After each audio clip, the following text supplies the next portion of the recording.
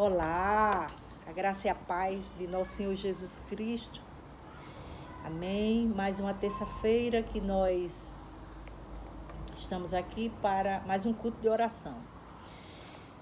E eu não sei nem quantos dias mais nós estamos, já perdi as contas. Quanto tempo faz que nós não nos encontramos fisicamente. Mas agradecer a Deus que estamos bem, né? Estamos todos com saúde, estamos todos aqui mais um dia na presença do nosso Pai e é só motivo de gratidão a Deus. Eu, antes de ler a palavra, pedi para vocês dar o like, quem ainda não está inscrito, fazer a inscrição, agradecendo. Hoje eu quero meditar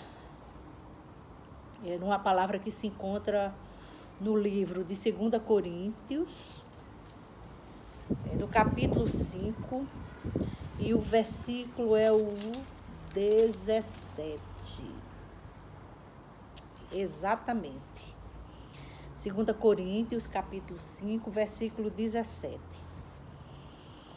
Que diz assim, escrito pelo apóstolo Paulo: portanto, se alguém está em Cristo, é nova criação. As coisas antigas já passaram, eis que tudo se fez novo.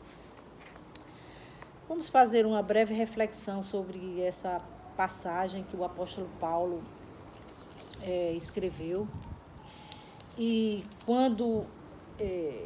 sempre que todos nós nos convertemos, passamos a ter uma vida cristã, esse versículo é o primeiro que entra no nosso coração, não é? Porque sempre os pastores, aquelas pessoas que nos recebem, nos falam desse versículo. Você agora é uma nova criatura, uma nova criação. As coisas antigas passaram. E se nós não tivermos o entendimento do Espírito Santo, dá até para entender que é uma coisa assim, não é? Eu aceito Jesus, deixa Jesus entrar na sua vida e de repente a sua vida muda como que por um piscar de olhos. Quando na verdade nós vamos analisar que isso não depende de nós, assim, exclusivamente de nós, claro, tem a nossa participação, mas sozinhas nós não somos capazes de nos tornarmos pessoas diferentes. Quando eu li esse versículo, hoje eu pedi uma palavra ao Espírito Santo e me veio esse versículo falando sobre nova criação, e de imediato me veio o personagem, a pessoa do apóstolo Pedro, porque todos nós conhecemos a história do apóstolo Pedro. O apóstolo Pedro, todo mundo conhece o apóstolo Pedro como um homem impetuoso, um homem sanguíneo, que age por impulso. Temos alguns exemplos, não é? Pedro, quando os soldados, quando foram pegar Jesus para prender, Pedro simplesmente desembaiou a espada e cortou a orelha do soldado chamado Malco. Pedro, quando Jesus estava prestes a morrer, Pedro: não, Senhor, você não vai morrer. Não é, dizendo assim: eu não vou deixar você morrer. E Jesus disse: afasta-te de mim, porque Jesus sabia que tinha uma missão a cumprir. Jesus foi extremamente obediente, ele era o próprio Deus, e como homem ele nos deu exemplos de obediência perfeita. Ele dizia assim: eu faço aquilo que agrada ao Pai, eu faço aquilo que o Pai quer que eu faça. E vinha Pedro, não é? Os discípulos estavam todos no barco, Jesus vinha sobre as águas, e nenhum dos discípulos disse: eu quero andar sobre as águas. Pedro, ele disse: eu vou. E como homem, né, ele foi pelo ímpeto, mas carnal, não é? Na carne, ele olhou para as ondas, a tempestade, e ele quase que morre, né? Porque quando nós estamos com Jesus, impossível naufragarmos, sucumbirmos. E é muito interessante porque nós vemos já outras ações do apóstolo Pedro. Tem uma outra passagem também que Jesus Cristo disse que ia morrer, e Pedro disse: não, Senhor, eu estou com você, eu vou lhe defender. Jesus Cristo: Pedro, hoje mesmo você vai me negar 3 vezes. E aí nós vimos Pedro arrogante, sabe, dizendo, confiando na força dele: eu vou te defender, você não vai morrer, eu estou perto de você. E logo depois nós vimos Pedro com medo, negou Jesus 3 vezes. Então, assim, Pedro agia na carne e as reações da carne também. Tivemos outros exemplos de Pedro, mas esses são os que mais nos chamam a atenção. Mas uma coisa interessante é que quando Jesus, antes de Jesus subir, depois que Jesus ressuscitou, depois que ele se encontrou com os discípulos, Jesus fez uma promessa a ele, disse: olha, para todos os discípulos: olha, eu vou para o Pai, eu vou subir, mas eu não vou deixar vocês órfãos. Está lá em João 14:16, vocês podem olhar. Jesus diz assim: eu vou para o Pai, mas eu não vou deixar vocês órfãos, e eu vou enviar o outro, o Consolador, aquele que vai ensinar vocês todas as coisas, que vai ensinar tudo. E também, não é, o apóstolo Lucas, quando Lucas escreveu o livro de Atos, Lucas relata lá em Atos 1, Lucas relata que Jesus, antes de subir, ele disse assim: vocês não saiam de Jerusalém.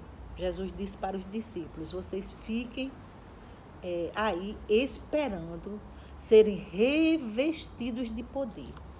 Revestidos de poder. E em Atos 2:4, que eu quero ler essa passagem, né, lá no livro de Atos, no capítulo 2, diz assim: e ao completar-se o dia de Pentecostes, estavam todos reunidos num só lugar, porque Jesus, lembra-se, Jesus disse: vocês fiquem no lugar, aguardem. E tem alguns estudos que dizem que Pedro se mudou com a família, esperando exatamente para ficar em Jerusalém, esperando a promessa de Cristo. E diz assim: de repente veio do céu um barulho semelhante a um vento soprando muito forte, e esse som tomou conta de toda a casa onde estavam assentados. Então todos viram, distribuídas entre eles, línguas de fogo, e pousou uma sobre cada um deles.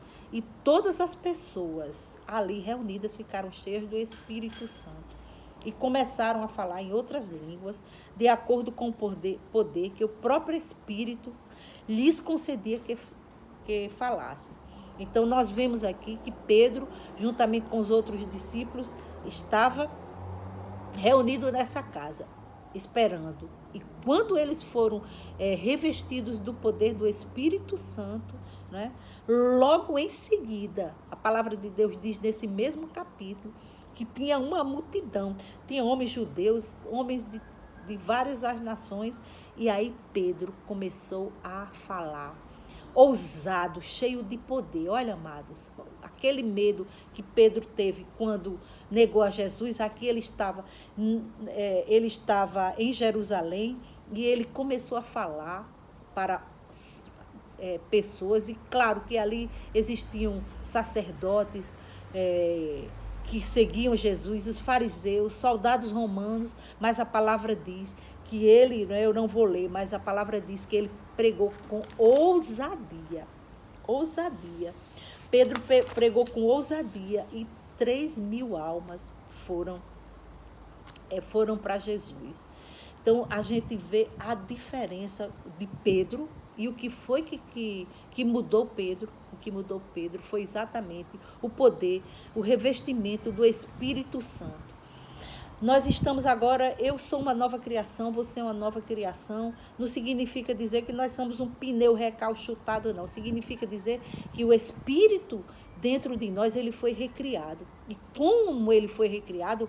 Porque o homem caiu, foi destituído da glória de Deus, mas na hora em que nós acessamos novamente acessamos a Deus através de Jesus Cristo, aí o nosso espírito é recriado. E o que é que acontece? Nós somos nova criatura, porque nós somos o espírito que habita em um corpo. Então, esse espírito passou a ser nova criatura. E aí as coisas velhas passaram. Amados, as coisas velhas são as obras da carne, que está muito bem descrita lá no livro de Gálatas. O apóstolo Paulo fala, pois as obras da carne avareza, prostituição, mentira e tantas outras, né? A corrupção. Quantas obras da carne nós praticamos e achamos que é só a prostituição ou adultério? Não.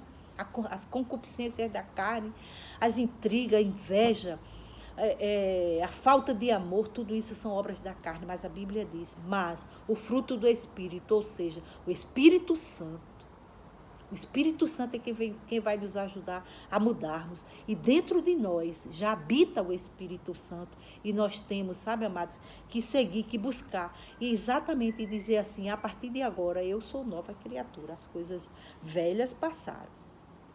Lá no livro de Efésios, o apóstolo Paulo, ele escrevendo aos Efésios, ele fala exatamente, Efésios 4, 21, o apóstolo Paulo, ele fala, 4:22, ele fala, quanto à antiga maneira de viver, fostes instruídos a vos despirdes do velho homem que se corrompe por desejos enganosos, e serdes renovados no vosso modo de raciocinar, e vos revestirvos do novo homem, criado para ser semelhante a Deus, em justiça e em santidade, provenientes da verdade.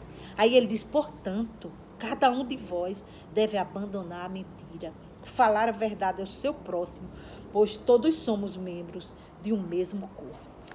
Então eu quero deixar uma breve reflexão. O nosso tempo é muito curto, mas eu quero deixar essa reflexão sobre revestivos. Estamos num momento de tantas lutas, tantas dificuldades. Eu creio que esse é um momento tão especial para nós pararmos e dizer assim, eu agora sou uma nova criatura, uma nova criação. E essas coisas velhas, né, que já passaram e que nós temos que seguir a orientação do Espírito Santo, nos despojarmos desse velho homem e praticarmos as obras do Espírito, as obras do Espírito. Lembrem-se que Jacó, ele foi criado por Deus, fala lá em Isaías, eu te criei, ó Jacó, e que te formei, ó Israel. Quando Jacó foi transformado em Israel, Jacó deixou de ser usurpador. No dia que Jacó teve um encontro verdadeiro com Deus, lá no vale do Jaboque, do Val do Jaboque, ele teve um encontro com Deus, ele deixou de ser usurpador. Jacó significa usurpador, ele deixou de ser usurpador. Jacó mentiu para o pai, enganou o irmão, né? E depois que ele foi transformado em Israel, ele teve um encontro com Deus, ele mudou. Veja que Jacó trabalhou 7 anos para adquirir uma esposa, depois teve que trabalhar mais tempo. E aí ele passou a fazer conforme a vontade de Deus. Eu pergunto para você já teve um encontro com Deus? Como é que anda a sua vida? Você que disse que abriu o seu coração para Jesus entrar, você tem deixado de fato o Espírito Santo conduzir a sua nova maneira, como disse o apóstolo Paulo, despojando, jogando fora as coisas do passado, a mentira, a inveja, a disputa, as intrigas, as facções. Nós somos um só corpo, disse o apóstolo Paulo. Não podemos viver mais dessa forma. Que nós possamos refletir nessa palavra, amados. Os tempos são maus.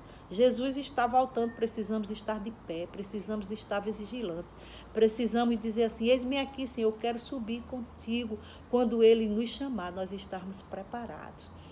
Deixo essa meditação para os amados irmãos, as amadas, a igreja de nosso Senhor Jesus Cristo, para que nós possamos, de fato, olharmos tão somente para o nosso foco.